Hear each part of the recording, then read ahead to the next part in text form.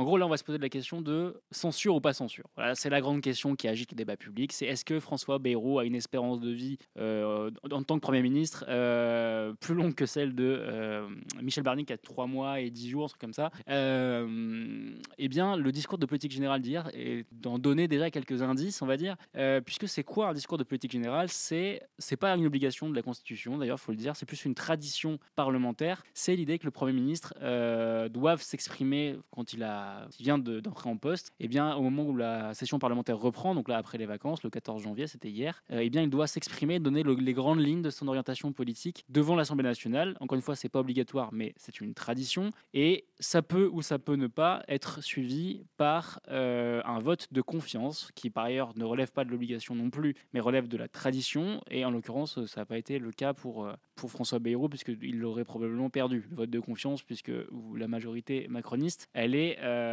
relative, très relative. Donc, on va se mettre un petit bout des discours de François Bayrou, puis après on va surtout aller sur les réactions. Bon, il y a un sujet qui est un peu le sujet capital, qui était un peu attendu, c'est-à-dire qu'il y a eu 1h30 de discours, mais en vrai, on attendait surtout un truc, c'était la question des retraites. Pourquoi ? Parce que, en fait, comment dire, François Bayrou, il est au milieu, c'est la même problématique que Michel Barnier, en fait, c'est que ce sont les centristes, on va dire. Donc les centristes, ils sont au milieu du paysage politique, et donc ils ont cette souplesse, normalement, historiquement, hein, du centrisme, qui permet d'aller soit à droite, soit à gauche en fonction des situations. Il y a un côté un peu opportuniste qui est possible chez les centristes.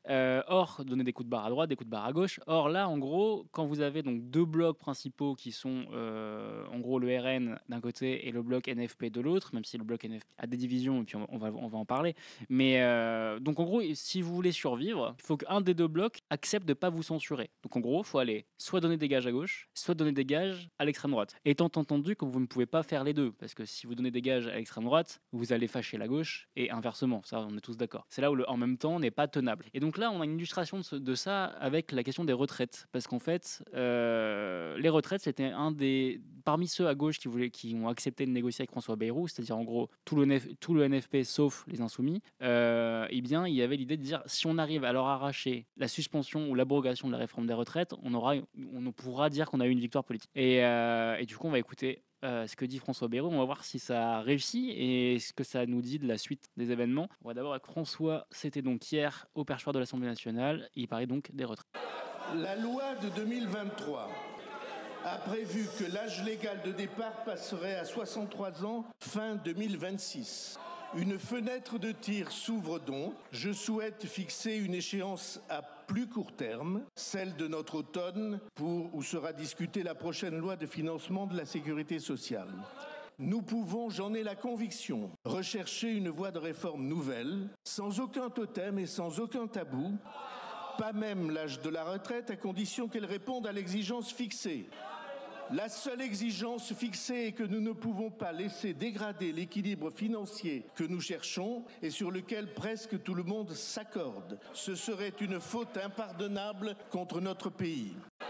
La loi de... Voilà, alors du coup, vous avez compris, on est un peu dans l'enfumage quand même de François Bayrou, puisqu'en gros, donc les exigences des parlementaires du NFP, c'était notamment du PS, et des écologistes et des communistes, c'était abrogation des retraites contre non-censure, ou à minima suspension de la réforme des retraites contre non-censure. Là, c'est ni l'un ni l'autre, on est bien d'accord. Ce qui se passe là, c'est une proposition de renégociation d'ici l'automne de la réforme dans un cadre qui est très clair, qui est il faut que les paramètres économiques soient les mêmes. Donc en gros, la logique de la réforme reste la même, puisqu'en gros, si vous posez comme équation de base que de toute façon les retraites sont pas à l'équilibre et qu'il faut absolument repousser l'âge légal pour que ça soit équilibré, la discussion est déjà biaisée. Mais bon, admettons. Donc en gros, en tout cas, notons que ce n'est ni une suspension des retraites, ni une abrogation des retraites. Donc c'est pas de quoi satisfaire la gauche. Et par ailleurs, en fait, là où ça illustre vraiment l'espèce d'équilibrisme impossible pour les macronistes, c'est que pour l'instant, c'est quoi la majorité, enfin le gouvernement en tout cas, c'est les macronistes et les LR, ok, et la droite, les républicains. Donc c'est ça ce qu'on appelle le socle commun du gouvernement.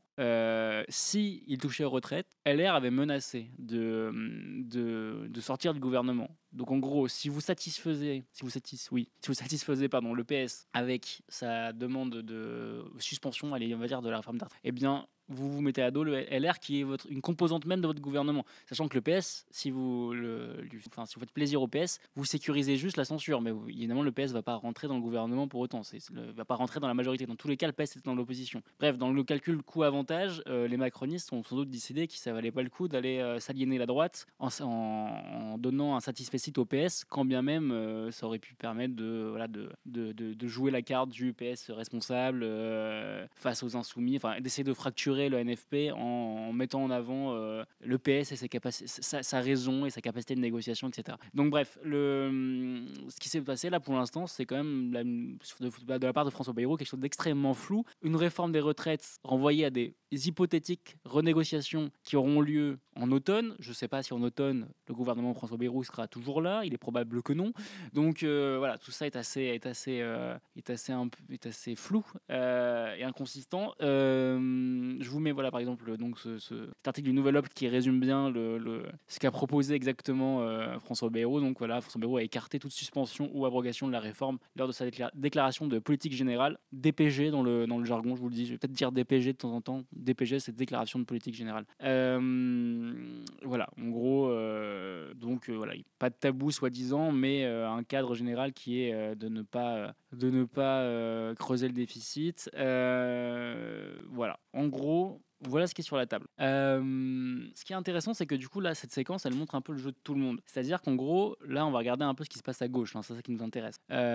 Puisque depuis la nomination du gouvernement Bayrou, depuis la censure de Michel Barnier, il y a deux positions stratégiques à gauche qui s'opposent. L'une incarnée par la France Insoumise, qui est de dire, mais on ne va pas aller retourner jouer le jeu des négociations, parce qu'à la fin, on sait qu'on n'obtiendra rien, parce qu'à chaque fois, les macronistes nous la font à l'envers. Ça, c'est la position des insoumis. Et la position du PS qui consiste à dire, mais en fait, on est dans l'opposition responsable, donc on va discuter et on va essayer d'obtenir des choses. Voilà, ça c'est les deux positions. Et c'est aussi la position des communistes et des écologistes. Ils n'ont pas tout à fait les mêmes lignes rouges et les mêmes exigences, les trois forces, mais ils sont d'accord sur le principe d'aller négocier. Et c'est vrai que ceux qui ont incarné quand même le plus cette négociation, c'est le Parti Socialiste. Le Parti Socialiste qui avait demandé d'abord un Premier ministre de gauche, puis finalement non, ils avaient demandé pas Retailleau, ils l'ont pas eu non plus. Maintenant après ils se sont rabattus sur la question des retraites, ils ont demandé l'abrogation ils l'ont pas eu. Après ils ont demandé un minima une suspension, un moratoire, enfin bref. Bon, on a vu que les exigences avaient un peu reculé côté PS, mais en tout cas ils étaient encore en mode négociation, parce qu'il y a aussi un objectif, c'est que le PS, il y a quand même un enjeu de rapport de force au sein du NFP, on va pas se mentir,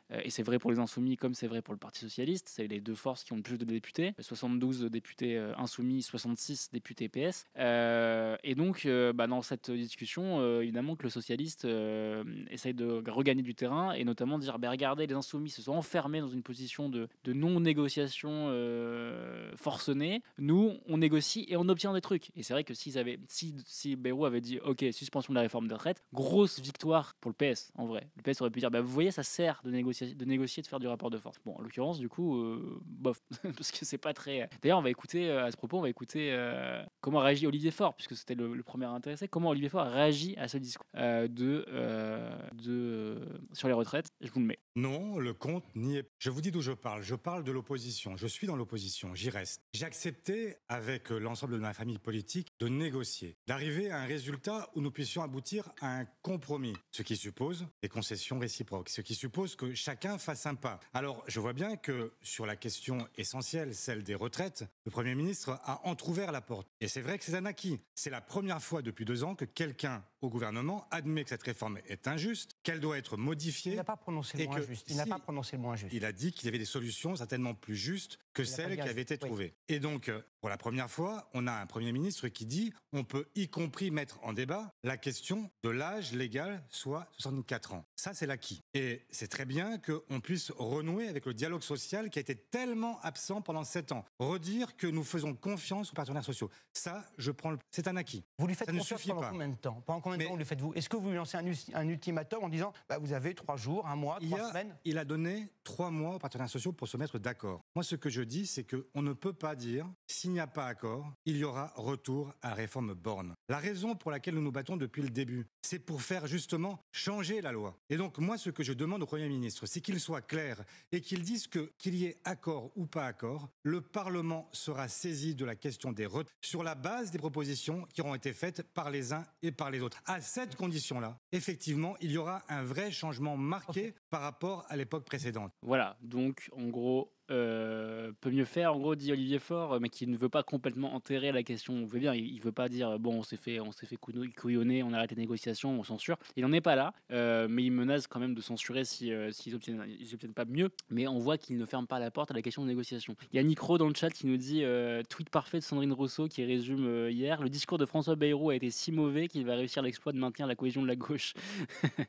Ouais. Alors je sais pas si c'est peut-être un peu vite en besogne, mais en tout cas, alors, je vous ai parlé le discours, hein, franchement, je l'ai regardé, ça dure 1h30, c'est beaucoup de vagues et de flou. Il y a une citation d'Henri IV, il met des tacles à Mélenchon, il parle de la dette dès le début, il y a quasiment pas le mot écologie dedans, à un moment il perd ses fiches, voilà. Bon, j'ai pas grand chose de plus à vous dire, c'était pas très utile, donc voilà. Donc, mais ce qui est intéressant, c'est que je pense qu'il faut reprendre l'équation sur la question des retraites. Il faut reprendre l'équation un peu dans tous les sens. C'est en fait, les macronistes auraient pu choisir, si leur but à un moment c'est de diaboliser Mélenchon et de le mettre vraiment à l'écart. Les macronistes avaient la cartouche, puisqu'il suffisait de dire suspension de la réforme des retraites. Les socialistes pouvaient brandir une victoire, et les insoumis on leur aurait dit bah vous voyez, vous avez eu tort de pas négocier puisque ils ont obtenu des trucs. Sauf que pour l'instant ils n'ont rien obtenu du tout. Donc pour l'instant ça donne plutôt raison. En tout cas, les insoumis peuvent dire bah regardez, vous voyez bien qu'on nous en fume là, que c'est vos négociations, vous avez négocié pendant un mois mais vous avez obtenu que dalle. Vous avez obtenu une promesse de potentielle rediscussion dans un cadre à peu près le même et en octobre. Donc en fait, je pense que là ce qu'il faut se mettre en tête, ce qu'il faut avoir en tête, c'est que le pari d'arriver à décrocher une victoire sur les retraites, il est quand même fondé sur un présupposé, c'est que les macronistes sont capables de revenir sur la réforme des retraites. Et ça pour le coup, moi j'ai suivi pendant 5 ans, pour info, hein, je vous le dis, moi je suis chef adjoint du service politique pour ceux qui ne me connaissent pas. J'ai suivi pendant 5 ans les macronistes et maintenant j'ai basculé sur la gauche depuis la rentrée, mais depuis septembre je veux dire. Mais pour avoir suivi pendant 5 ans les macronistes, il y a bien un truc qui les caractérise, c'est qu'ils sont incapables d'admettre, et vous l'avez vu pendant les législatives, incapables d'admettre qu'ils sont en échec. C'est vraiment un truc, ils ont une espèce d'habitus, d'hubris de la win, tu vois, et c'est un peu des fois un peu trumpien sur les bords quand même, incapable d'admettre qu'ils peuvent reculer, que c'est pas une honte de reculer, d'admettre qu'on a tort en politique. Et enfin c'est la phrase de Macron après les législatives, personne n'a gagné. Bon voilà, mais personne n'a gagné, mais toi t'as perdu par contre, ça c'est sûr, mais il l'a pas dit comme ça. Et donc voilà, et j'ai un extrait à vous montrer de macroniste là-dessus parce que je pense que c'est assez comment dire, ça traduit très bien la position de forcené des macronistes par rapport à la question des retraites. Donc là c'est un extrait de Mathieu Lefebvre qui est député macroniste, donc Renaissance, enfin même Ensemble pour la République, c'est le nouveau nom. Il est au micro de RMC, il va défendre la réforme et il y a un auditeur qui va lui répondre. Je vous laisse toute la séquence parce que c'est très intéressant. On écoute donc Mathieu Lefebvre au micro d'Apolline de Malherbe sur RMC et puis l'auditeur qui lui répond. La vérité, quand même, il faut l'avouer, Mathieu Lefebvre, c'est que soit vous cédez sur les retraites, soit le gouvernement tombe. Oui, soit le Parti Socialiste revient aussi à la raison. Vous savez, le Parti Socialiste, même François Hollande n'avait pas remis en cause la réforme d'Éric Woerth et de Nicolas Sarkozy pour passer à 62 ans. Moi, je comprends qu'il faille évidemment améliorer cette réforme. On n'est pas buté, elle n'est pas parfaite et elle a manifestement pas été comprise par les Français parce qu'on l'a pas assez expliqué. Tout, il faut dire la vérité aux Français. Et c'est là où on n'a peut-être pas été nous-mêmes assez convaincants pendant la réforme des retraites. On a besoin de faire des efforts. On travaille pas assez tout au long de la semaine, on travaille pas assez tout au long de l'année et on travaille pas assez tout au long de la vie. On peut pas... A few minutes later. Vous vouliez réagir à la question des retraites. C'est peut-être aujourd'hui que les retraites que la réforme des retraites va être suspendue. En fait, j'étais plutôt même très agacé tout à l'heure. J'ai entendu Monsieur Lefebvre. Ouais, le député macroniste. Ouais, il y a une dizaine de minutes. Et en fait, je me dis, c'est toujours les gens qui sont pas réellement aptés, en fait, qui parlent de ça. Et j'ai entendu dire la même chose que beaucoup ont dit. On est trop bêtes, on est trop stupides, nous les Français, pour comprendre. En fait. Vous avez l'impression que c'était ça son état d'esprit. Mais c'est ce qu'il a dit, en fait. On a mal compris. On a mal compris, c'est bien ce qu'il a dit, c'est ses mots. Hein. Ou ils sont mal exprimés. Non, on est trop cons, excusez-moi le terme, on est trop cons pour comprendre. Mais on comprend parfaitement. Moi, j'ai commencé à bosser à 17 ans. J'en ai 47, j'ai fait que des boulots difficiles. Et je vais parler que de moi, mais il y a des milliers de gens qui écoutent, vous avez des millions d'auditeurs qui entendent et qui ont des boulots difficiles. Mais bien sûr, bien sûr. Lui, ce monsieur, il connaît quoi de la vie? Ce monsieur, la seule fois où il a dû transpirer de sa vie, c'est quand sa clim, elle est tombée en panne. Est-ce qu'il sait ce que c'est de se lever à 4 heures du matin, d'aller porter des sacs de ciment, des parpaings, de monter sur un toit, faire des poutres ou autre chose? Est-ce que ce monsieur, il connaît ce boulot? Vous vous êtes insulté, Nicolas. Mais clairement. Voilà, donc les propos de Mathieu Lefebvre, député Ensemble pour la République, Renaissance, macroniste, et la réponse de Nicolas, du coup chauffeur poids lourd, qui lui répond au micro d'RMC. Je voulais vous montrer parce que je trouve ça intéressant, je trouve ce petit retour au réel avec les auditeurs. Mais voilà, vous avez la position de Mathieu Lefebvre. En fait, on lui dit, mais il suffirait que vous lâchiez sur le PS et vous faites un coup, en fait. Notamment vous sécurisez un peu le gouvernement, mais en plus, vous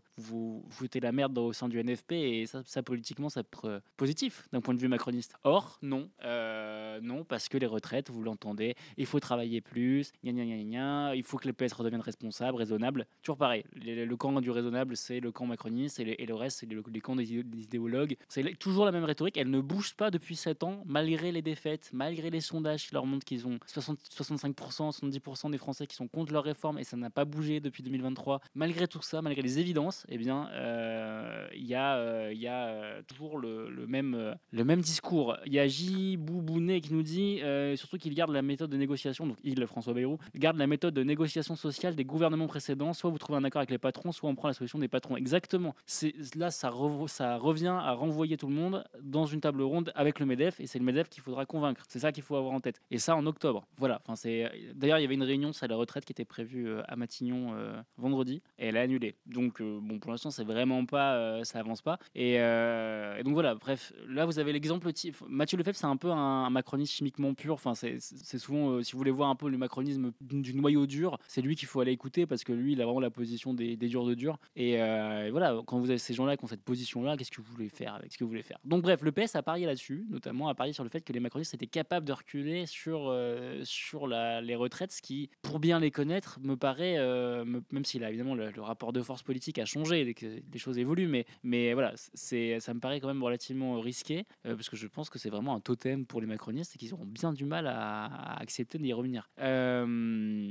Et donc après, il faut aussi se dire que le PS, donc il joue une double carte. Pour le PS, il y a à la fois la question du rapport de force dans le NFP. On voit bien que le PS, ils ont envie, en tout cas certains au PS, ont envie de réorganiser le NFP autour d'un pôle social-démocrate qui sera incarné par celui du PS, voilà, et de mettre à l'écart les insoumis. C'est une évidence. On voit bien que les insoumis se servent de ça aussi pour dire le PS, ils font n'importe quoi, on va les éjecter du NFP. Ça, on le voit aussi, parce que les insoumis veulent aussi incarner tout seul le NFP. Il y a un petit côté, le NFP, c'est nous, un petit peu quand même.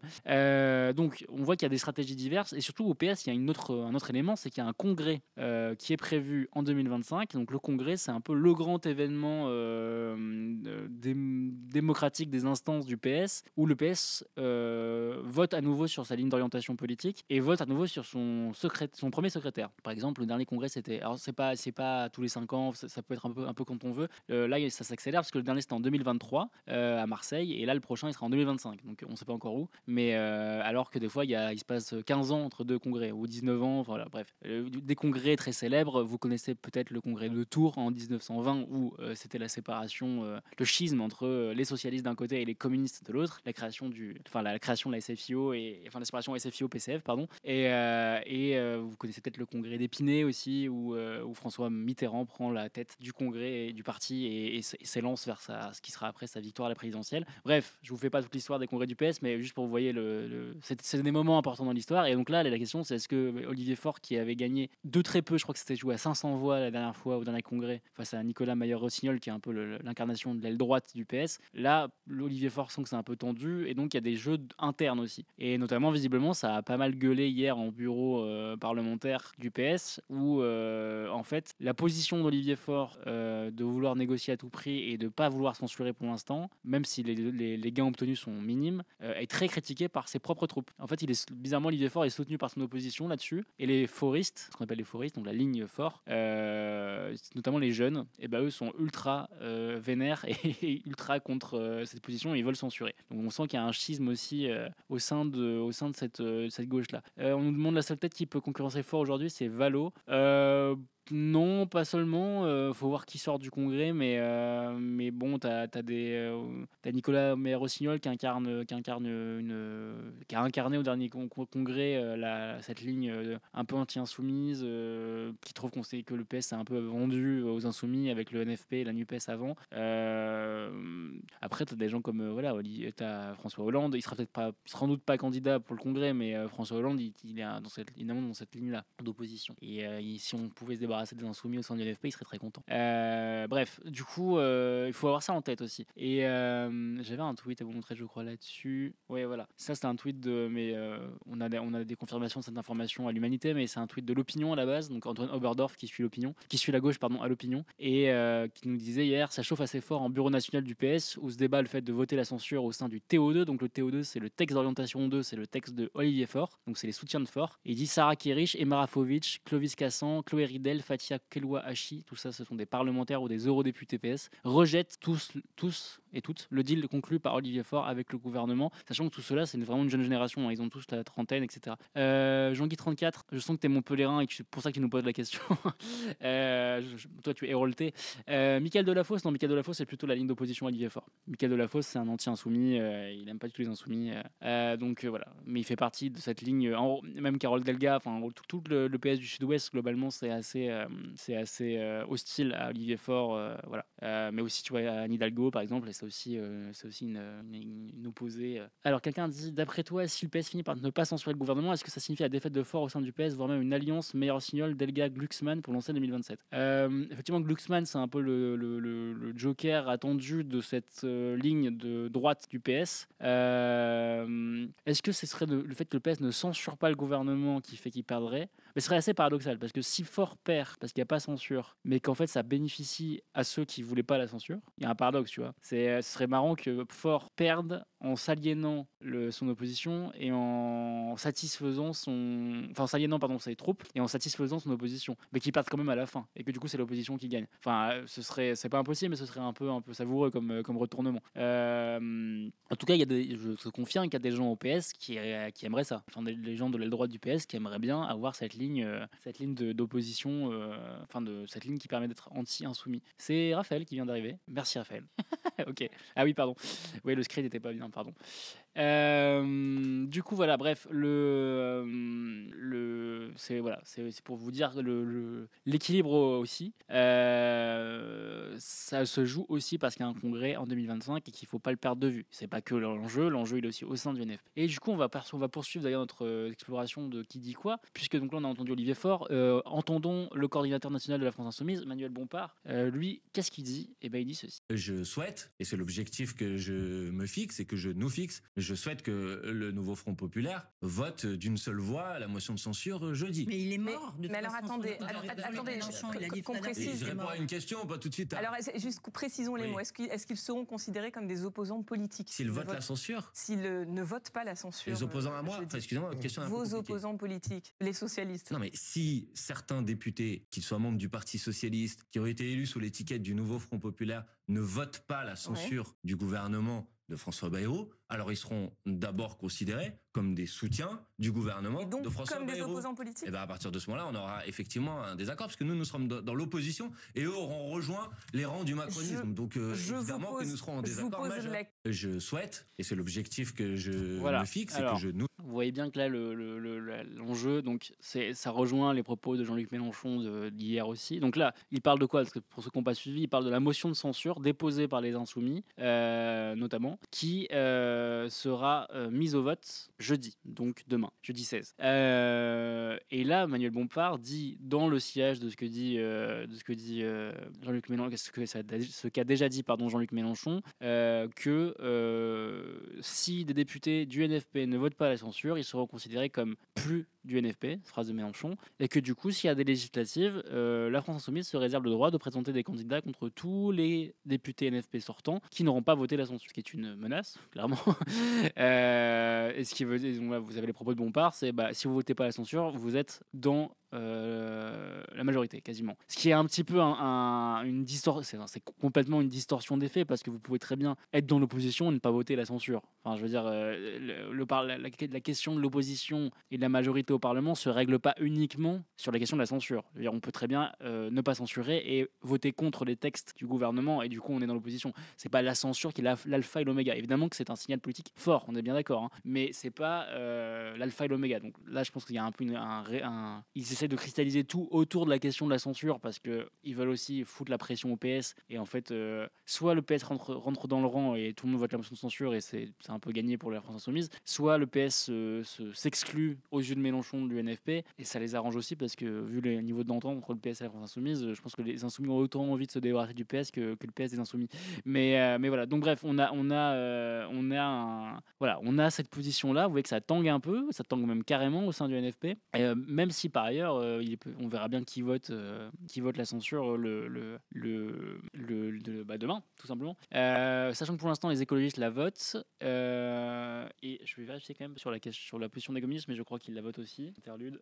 Oui, ils la votent bien sûr, parce qu'ils l'ont déposé, voilà, pour savoir qui a déposé la motion de censure. Voilà, la motion de censure qui sera débattue donc demain a été déposée par les Insoumis, les communistes et les écologistes. Voilà, donc on sait que ces trois groupes votent la censure, et l'inconnu c'est le PS. Est-ce que tout le PS la votera? Est-ce que personne la votera? Est-ce qu'une partie la votera, ce qui traduirait les divisions internes au sein du groupe? Voilà, tout ça c'est un peu mystérieux, sachant que de toute façon, que ça il faut l'avoir en tête, en l'état cette motion de censure ne passera pas quoi qu'il arrive, puisque le RN ne la votera pas. Le RN a déclaré pour l'instant, le RN a dit on ne votera pas la motion de censure de la France Insoumise. Donc sans les voix du RN, le gouvernement ne peut pas tomber. Ce qui s'est passé avec Michel Barnier. Michel Barnier ne tombait pas parce que le RN ne votait pas la censure. Le jour où le RN a décidé de voter la censure, c'était fini. Donc oui, du coup le PCF vote la censure, hein. Je vois que les gens confirment ou me posent la question dans le chat. Je confirme. On a bien censure du côté des communistes, puisque les communistes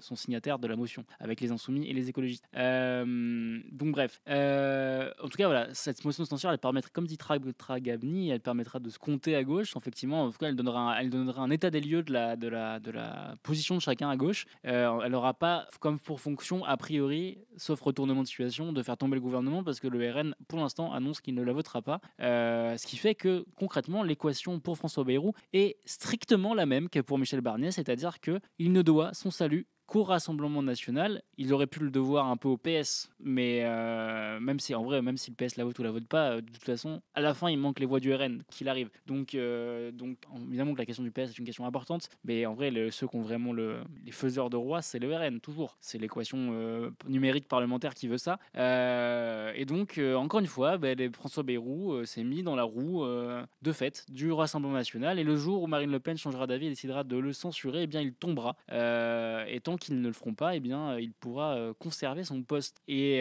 ça va peut-être se traduire par des petits problèmes. Par exemple, est-ce que je vais essayer de vous retrouver ça, mais notamment, évidemment, puisque quand vous savez que vous devez des gages à Marine Le Pen, eh ben, vous faites gaffe, vous la caressez dans le sens du poil, vous essayez de passer des lois qui lui vont bien. Par exemple, vous parlez de l'immigration, et ce qu'a dit Bayrou, je sais pas si vous avez suivi, alors j'ai pas pris l'extrait, mais je sais pas si vous avez suivi ce qu'a dit Bayrou, je suis désolé, mon clavier est très loin, du coup je tape comme ça.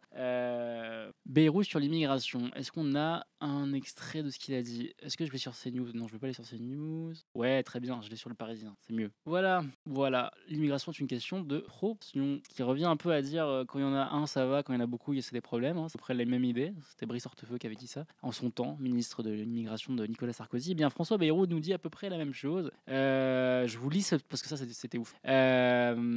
Donc, j'ai la conviction profonde que l'immigration est une question de proportion, nous dit le Premier ministre, et de poursuivre l'installation d'une famille étrangère dans un village pyrénéen ou cévenol. C'est un mouvement de générosité qui se déploie, des enfants fêtés et entourés à l'école, des parents qui reçoivent tous les signes de l'entraide. Mais que 30 familles s'installent et le village se sent menacé, le désir, après tout respectable de se sentir chez soi, est mis à mal. Tout cela est humblement humain et affaire de bon sens que je revendique. Voilà, en gros, François Bayrou.